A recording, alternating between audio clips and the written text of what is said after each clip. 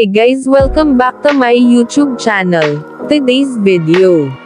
Bea Alonzo, napansin ng netizens na suot muli umano ang engagement ring kay Dominic.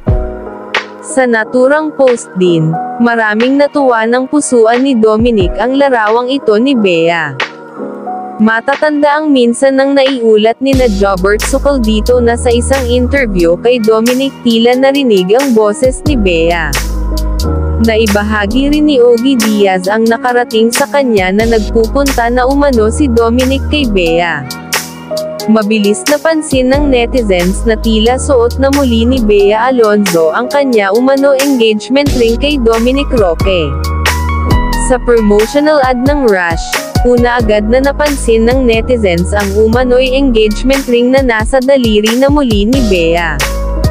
Gayunpaman, may ilang nagsasabi, maaring kuha ang larawan bago pa man sumiklab ang anunsyo ni na Bea at Dominic sa kinahinatnan umano ng kanilang engagement. Subalit sinasabi ng netizens na sakaling matagal nang isinagawa ang naturang photoshoot, inaprobahan pa rin umano ito ni Bea, para isa publiko sa kabila ng posibilidad na makita nga ang naturang engagement ring. Please like and subscribe to my YouTube channel, para lagi kayong updated sa aking mga video. Stay safe and see you again.